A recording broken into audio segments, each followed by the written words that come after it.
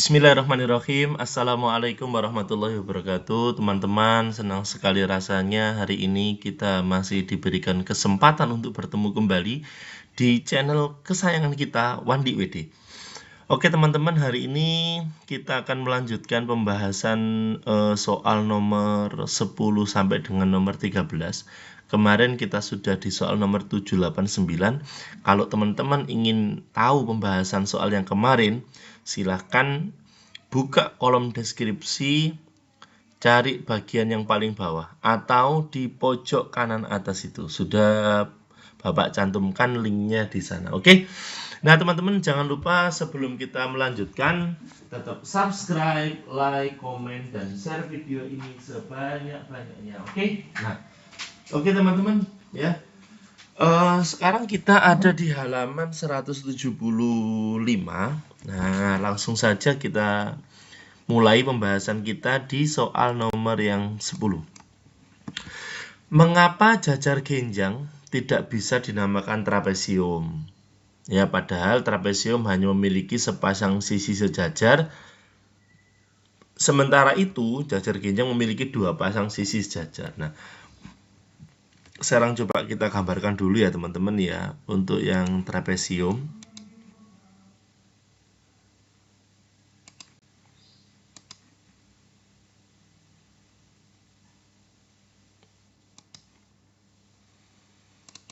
Nah, satunya jajar genjang ya.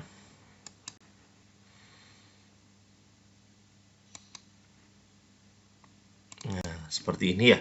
Nah, kalau trapesium itu hanya punya ini satu pasang sisi yang sejajar, jadi cuma hanya ada satu. Kalau jajar genjang ini punya dua pasang sisi sejajar. Ini sisi sejajar satu pasang, ini sama ini satu pasang, jadi ada dua. Ya. Jadi dengan kata lain ya, mengapa jajar genjang tidak bisa dinamakan trapesium? Karena ada ciri jajar genjang ini, ciri jajar genjang ini. Karena ada ciri jajar genjang ini yang tidak dimiliki oleh trapesium. Ya, jadi ada ciri jajar genjang yang tidak dimiliki oleh trapesium. Ya. Oke ya. Jadi tidak boleh jajar genjang ini tidak bisa dinamakan trapesium, tidak bisa.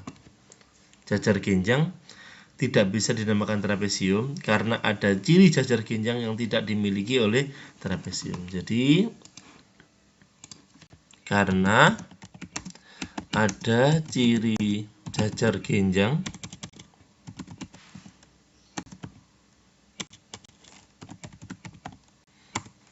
yang tidak dimiliki trapesium ya.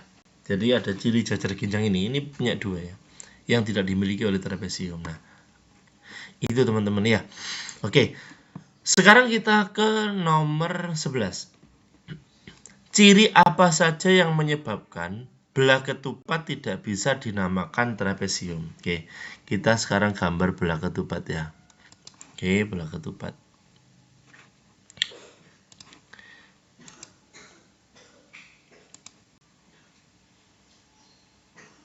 Ya, belah ketupat. Nah, seperti ini ya. Ini anggap sisinya semua sama ya, teman-teman ya. Nah, ciri apa saja yang menyebabkan belah ketupat tidak bisa dinamakan trapesium? Nah, ciri apa saja ya?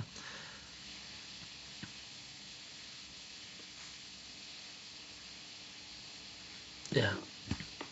Kalau di trapesium, ini kan sisinya tidak sama panjang. Kalau belah ketupat ini keempat sisinya sama panjang. Nah, jadi ciri apa yang menyebabkan belah ketupat tidak bisa dinamakan trapesium? Ya, keempat sisi belah ketupat sama panjang. Ya.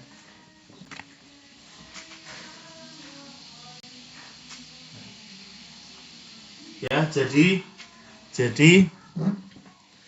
ciri belah ketupat ini yang tidak dimiliki oleh trapesium itu keempat sisinya sama panjang, ya.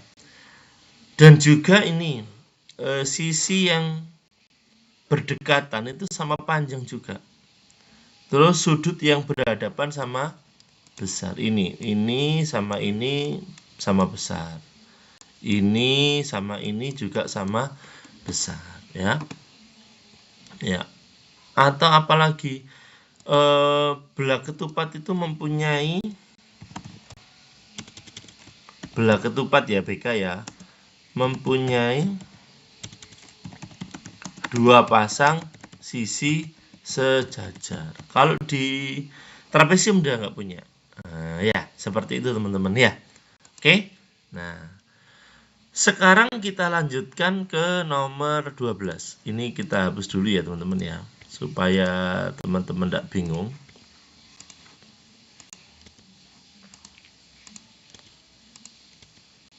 Oke. Sekarang kita ke nomor 12. Buatlah minimal 4 bangun datar yang berbeda bentuknya, kemudian susun menjadi satu bangun datar dengan berbagai cara yang mungkin. Nah, ini jadi teman-teman bikin 4 bangun datar, misalnya ini, ya. Kemudian misalnya teman-teman mau bikin bangun yang lain, 2 ya teman-teman ya. Terus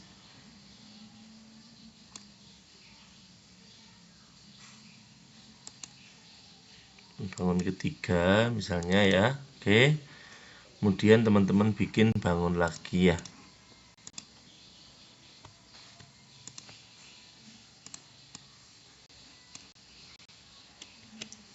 Bangun yang ketiga misalnya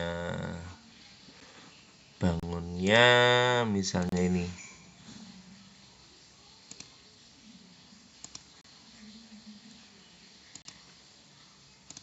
Nah, misalnya seperti ini.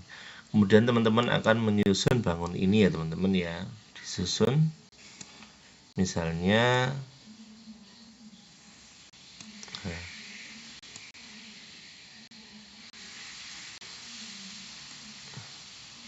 nah, misalnya seperti ini ya. Oke, ini biar saya samakan dengan ini. Oke. Nah. Oke. Misalnya disusun seperti ini. Jadilah sebuah mendekati bentuk mobil ya teman-teman ya. Nah, seperti ini ya, ini pelurunya seperti ini. Boleh. Jadi nomor 12 itu misalnya begini. Misalnya seperti ini ya bangunnya. Buatlah minimal 4 bangun datar berbeda bentuknya, kemudian susun menjadi satu bangun datar dengan berbagai cara yang mungkin. Boleh seperti ini ya. Atau teman-teman punya kreasi yang lain tidak apa-apa. Nomor 12 ya. Oke. Sekarang kita ke nomor 13. Buatlah suatu bangun datar tertentu yang dapat diuraikan menjadi minimal 4 bangun datar. Jadi misalnya bangun seperti ini. Kemudian saya potong-potong teman-teman.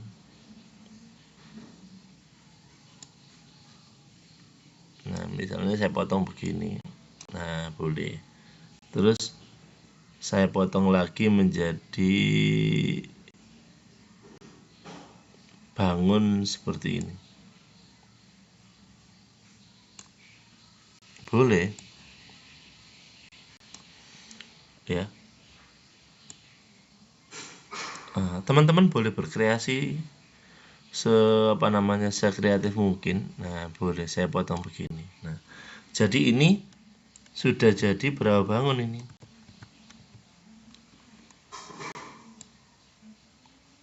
Nah, sudah jadi berapa bangun ini? Ya. Bangun pertama. Bangun apa ini? Trapesium. Bangun kedua segitiga. Bangun ketiga juga segitiga. Kalau bedanya ini segitiga sembarang, nomor 2. Ini segitiga siku-siku ya. Kemudian yang terakhir nomor 4 ini adalah bangun persegi panjang. Boleh teman-teman menguraikan suatu bangun ini ke bentuk yang berbeda, tidak masalah saya kira. Jadi ini tergantung kreativitas teman-teman sendiri seperti apa. Oke teman-teman, mungkin itu yang bisa kita kupas terkait dengan soal nomor 10 sampai dengan nomor 13. Semoga apa yang kita pelajari hari ini bermanfaat untuk kita semua. Jangan lupa teman-teman tetap subscribe, like, komen, dan share video ini sebanyak-banyaknya. Semoga bermanfaat. Salam sehat selalu. Terus belajar untuk Indonesia maju. Assalamualaikum warahmatullahi wabarakatuh.